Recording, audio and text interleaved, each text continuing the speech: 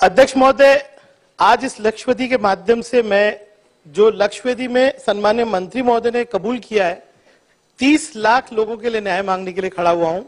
आपने खुद कहा कि महाराष्ट्र में 12,70,000 पावरलूम है, उसमें 30 लाख लोग डायरेक्टली और बढ़ने चाहिए।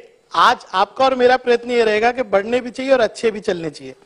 अध्यक्ष महोदय, भिवंडी, मालेगांव, इच्चलकरंजी, शोलापुर सबके लिए आज न्याय मिलना चाहिए। मैं बड़ी उम्मीद से आज यहाँ पर खड़ा हुआ हूँ। अध्यक्ष महोदय, सबसे पहले तो चंद्रकांत दादा का धन्यवाद कि उन्होंने महाराष्ट्र को टेक्सटाइल पॉलिसी दी और अब ये टेक्सटाइल पॉलिसी अध्यक्ष महोदय 8 साल तक रहेगी। लेकिन दादा, नम्रपने से मैं आपसे कहना चाहता हूं, पूरे टेक्सटाइल पॉलिसी को मैंने वर्ड बाय वर्ड पढ़ा है। पूरे टेक्सटाइल पॉलिसी में पावरलूम शब्द ही नहीं है। और अगर आप देखेंगे, आप सबसे पहले कह रहे हैं कि आपको 25,000 करोड़ का आपको इन्वेस्टमेंट चाहिए, 5 लाख लोगों को आप जो है नौकरी देने वाले। मैं आपको ये एक हिंदुस्तान टाइम्स का आर्टिकल दूंगा। आप पॉइंटेड प्रश्न पूछिए। मैं एकदम पॉइंटेड पूछूंगा, एकदम पॉइंटेड पूछूंगा। बहुत बड़ा विषय है अध्यक्ष महोदय। ये गुजरात गवर्नमेंट की सूरत की पॉलिसी है, उसका इंपैक्ट क्या होने वाला है। अध्यक्ष महोदय, बहुत सीरियस महाराष्ट्र का मुद्दा है ये। अध्यक्ष महोदय, आज आप कह रहे हो कि हम सब्सिडी देने वाले हैं, हम कैपिटल के अंदर मदद करने वाले। मैं 91-7 के अंदर जब गवर्नमेंट ऑफ इंडिया ने टर्फ लाया, तब से लेकर आज तक कितने लोगों को बेनिफिट मिला? मंत्री महोदय जी, आप लिस्ट रखिए। यहाँ पर एक भी गरीब आदमी, एक भी छोटा यंत्र मांग नहीं है, सब बड़े लोग हैं। इसलिए मैं कह रहा हूं, मेरा पहली पॉइंटेड क्वेश्चन आपसे ये, क्योंकि सरकार से चूक हुई है। टेक्सटाइल पॉलिसी एक बहुत वास्ट सब्जेक्ट है, इसमें बड़े लोगों का भला तो होगा, लेकिन हमारे जैसे छोटे लोगों का नहीं होगा। 27 HP के नीचे पावरलूम चलाने वाला व्यक्ति, प्लेन पावरलूम चलाने वाला व्यक्ति का इसमें कोई भला नहीं होने वाला। तो मेरा सबसे पहला प्रश्न है, क्या आप पावरलूम के लिए अलग से स्टडी ग्रुप बनाकर, क्योंकि टेक्सटाइल पॉलिसी में हमको न्याय नहीं मिला, आप एक स्टडी ग्रुप बनाकर टाइम बाउंड महीने में 2 महीने में आप जो है पावरलूम इंडस्ट्री के विषय जो इंडस्ट्री ने, एसोसिएशन ने, लोक प्रतिनिधि आप तक पहुंचाए, उन पर कोई निर्णय लेंगे क्या? ये पहला क्वेश्चन है। दूसरा अध्यक्ष महोदय, 27 HP के नीचे इतनी सब्सिडी, 27 HP के ऊपर इतनी सब्सिडी। आज भिवंडी में क्या होता है मालूम आपको? 27 HP के ऊपर एक दिन के लिए भी मीटर जम किया ना, आपकी सब्सिडी चेंज हो जाती। अध्यक्ष महोदय, एक नया विचार लाइए ना, सब्सिडी पैरिटी पे लाइए। आपने क्या किया? अलग सब्सिडी रखा है, उसके ऊपर आप, सही बात है, विदर्भ और मराठवाड़ा को न्याय मिलना चाहिए, आपने वहां पे फ्यूल चार्जेस निकाल दिया। यानी मैं अगर मराठवाड़ा में कपड़ा बनाऊं और भिवंडी में बनाऊं तो अलग अलग है। मेरा प्रश्न ये है कि ये पैरिटी आप लाएंगे क्या?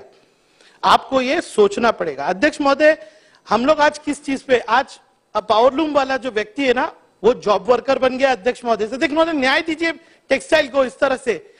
अध्यक्ष महोदय, यान की कालाबाजारी होती है। मैं नाम कंपनी का नहीं लेना चाहता हूं, एक कंपनी यान बना रही है, एक कंपनी, और आप कह रहे हैं कि फ्री मार्केट है। फ्री मार्केट है तो ये इंडस्ट्री चलेगी कैसे? हम क्या जॉब वर्कर बनेंगे? अपनी पूरी जिंदगी की कमाई लगा दो और बाद में जॉब। अध्यक्ष महोदय, मेरा पॉइंटेड क्वेश्चन करिए। अध्यक्ष महोदय, क्या इसमें पैरिटी लाएंगे? दूसरा अध्यक्ष महोदय, मेरा क्वेश्चन ये है, आज 15 दिन पावरलूम बंद करना पड़ रहा है। अध्यक्ष महोदय, 15 दिन। मेरा आपसे सवाल यह है कि सन्मान्य दादा ने यहां खड़े रहकर कहा था कि हम 27 HP से जो नीचे उनको 75 पैसे की सब्सिडी एडिशनल देंगे और फिर 1 रुपए की सब्सिडी देंगे। ये प्रस्ताव तो सरकार का है ना। आप कह रहे हो कि नई सरकार ने वो कुछ किया जो इस सरकार ने नहीं किया। गलत बोल रहा हूं? आज पूरे महाराष्ट्र को आप कह रहे हैं कि महाराष्ट्र को महाविकास आघाड़ी ने न्याय नहीं दिया। दादा, मुझे मालूम है आपकी भूमिका क्लियर है, आप चाहते ही हमको मिले सब्सिडी, जो दादा ने यहां पर खड़े रह के कहा। लेकिन आप सबका सहभाग लेके आप सम्मानित दादा के पास वापस जाइए कि आपके बजट के अंदर किया हुआ अनाउंसमेंट आज उस पर न्याय नहीं मिल रहा। अध्यक्ष महोदय, मेरे 2-3 क्वेश्चन और है। पहले 2 प्रश्न का उत्तर, इसका आंसर हो जाने दीजिए, फिर मैं 3 क्वेश्चन और पूछूंगा। अध्यक्ष महोदय। माननीय अध्यक्ष महोदय, जो मुद्दा या ठिकाणी उपस्थित झालाय तो सुरुवातीला मान्यच केला पाहिजे की महाराष्ट्रामध्ये रोजगार निर्मितीमध्ये ज्यांचं मोठं योगदान आहे अशा यंत्रमाग धारकांना अधिकच्या सवलती मिळाल्या पाहिजेत, याबद्दल मी सहमत आहे। त्यांनी हेही मान्य केलं की एक अतिशय चांगली टेक्सटाईल पॉलिसी वस्त्रोद्योग धोरण आपण घोषित केलं आणि त्या वस्त्रोद्योग धोरण घोषित केल्यानंतर मग सगळ्या संबंधित घटकांना वारंवार बोलवून काही करेक्शनची यादी केली आणि त्या करेक्शन घेऊन आम्ही पुन्हा मंत्रिमंडळाकडे गेलो. आता त्यांचं म्हणणं की तरीही यंत्रमाग धारकांना पुरेसं पुरेसा विचार झाला नाही म्हणून त्याच्यासाठी एक वेगळा अभ्यास गट नेमावा. मान्य, मी आजच्या अशा प्रकारच्या अभ्यास गटाची घोषणा करतो की ज्याच्यामध्ये भिवंडी, मालेगाव, इचलकरंजी 3 सेंटर्स प्रामुख्याने आहेत, काही प्रमाणात विटा आहे. ह्या ठिकाणच्या संबंधित लोकांना, लोकप्रतिनिधी आणि संबंधित यंत्रमागधारकांना इन्व्हॉल्व करून आपण एक अभ्यास गट तयार करू, त्याचं ऑफिशियल GR काढू, त्यांना पुरेशी साधनं उपलब्ध करून देऊ फिरण्यासाठी आणि मग त्याच्यातून तुम्ही एक प्रस्ताव मांडा. 2 मुद्दे त्यांचे पेंडिंग आहेत. म्हणजे एक तर मोठी घोषणा आपण केली, त्याचा त्यांनी उल्लेख केला नाही, बहुतेक ते पुन्हा उठणार आहेत. तर आपण यावेळेला 24,58,000 दारिद्र्य रेषेखालील कार्ड धारकांना मकर संक्रांतीच्या निमित्ताने, मकर संक्रांत ते होळी, कारण एवढं प्रोडक्शन व्हायला पाहिजे, 24,58,000 कुटुंबांना एक मोफत साडी देणार आहोत. त्याचं कंपल्शन असं आहे की ती महाराष्ट्रातल्या यंत्रमाग धारकांनीच तयार केली पाहिजे. एवढा मोठा बिझनेस आपण देणार आहोत. एका बाजूने कुटुंबाला मदत आहे आणि दुसऱ्या बाजूने त्यांना आहे. तर हे केलं आहे. प्लस त्यांचे 2 महत्वाचे मुद्दे वारंवार येत आहेत, ज्याचा मी या अधिवेशनानंतर माननीय अर्थमंत्री महोदय अजितदादा, माननीय ऊर्जा मंत्री महोदय माननीय देवेंद्रजी यांच्यावर बैठक लावतो. मला हे मान्यच आहे की खूप दिवस हा विषय पेंडिंग आहे की 75 पैसे ऑलरेडी जी इलेक्ट्रिक सबसिडी आपण देतो नाही असं नाही, ती अजून वाढवून त्यांना हवी आहे, त्या विषयाचा निर्णय करू. 5% त्यांच्या कर्जावरचं व्याज हे सरकारने बेअर करावं, हा प्रस्ताव जवळजवळ त्यातली माहिती गोळा करणं झालं आणि हा प्रस्ताव जवळजवळ पूर्ण होत आला आहे. अध्यक्ष महोदय जी, मैं मंत्री महोदय जी का बहुत धन्यवाद करूंगा कि उन्होंने 3 विषय पे जो है मेरे डिमांड एक्सेप्ट की. स्टडी ग्रुप बनाया, 5% जो आपने कहा है कि इंटरेस्ट वेवर की जो फाइलें हैं मैं क्लियर करूंगा. तो आपने जो कहा कि 5% की जो इंटरेस्ट वेवर की फाइलें हैं, आपने कहा कि मैं जल्द से जल्द क्लियर करूंगा, तो वो टाइम मुझे बता दीजिए.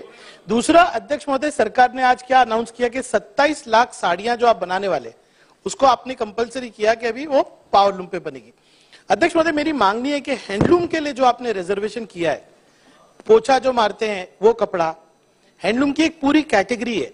अब हैंडलूम में कोई कपड़ा बनता नहीं, लोग, ये ओपन बात है कि लोग सिर्फ कागज पे हैंडलूम की कंपनी चलाते. मैं पॉइंटेड पूछ रहा हूं, वो सब कपड़े जो लोकल बाजार में यूज होते हैं, पोछा करना, ऐसे कई 12 कैटेगरीज है, क्या ये रिजर्वेशन जो है पावरलूम को भी मिलेगा ताकि काम मिले पावरलूम को? यानी आप कंपलसरी कीजिए कि जो कॉटन बेस्ड जो कपड़े हैं जो ओपन मार्केट में बिकते हैं, जिसको ज्यादा एक्सपोर्ट की जरूरत नहीं, फिनिशिंग की जरूरत नहीं, वो सब इसके अंदर है. दूसरा ना अध्यक्ष महोदय, स्टेट महामंडल जो है यंत्रमाग का, उसमें जो बीमा हो रहा है ना, वो पुराने रेट पे हो रहा है. आपसे निवेदन है कि वो पॉलिसी को रिव्यू कीजिए और इंश्योरेंस जो है उसकी पॉलिसी को सुधार कीजिए. ये टेक्सटाइल में रह गया है अध्यक्ष महोदय. दूसरा, क्या आप भिवंडी आएंगे? हमने कई बार आपको न्योता दिया है, तो ये जो स्टडी ग्रुप आकर भिवंडी में अनाउंस कीजिए, ऐसा मेरा आपसे निवेदन है. मी वारंवार याची परिस्थिती घेतली आहे की माननीय सन्माननीय सदस्य रईस खान यांचा यात खूपच अभ्यास आहे आणि खूप लगाव त्यांचा ह्या उद्योगाशी आहे. त्यामुळे जो अभ्यास गट तयार करणार आहोत त्यात त्यांना नक्की, त्याच्या आधी आम्ही टेक्सटाईल पॉलिसीच्या अभ्यास गटात त्यांना घेतलं होतं आणि त्यांचा हा आग्रह जो आहे भिवंडीचा, तोही मला मान्य आहे. वर्षाताईने असं म्हटलं की गारमेंटच्या विषयामध्ये मुंबई गारमेंटचं खूप मोठं हब आहे. हा, मोठ्या प्रमाणात म्हणजे अगदी असं धारावी पासून थेट गोरेगाव आणि सगळ्या भागामध्ये. त्यामुळे गारमेंटची वेगळी लक्षवेधी लावूयाच आपण, म्हणजे तुम्ही कोणती लावा. पॉवरलूमच्या कापडासाठी रिझर्वेशन बाबत उद्योग विभागाला विनंती केली आहे, ते करू.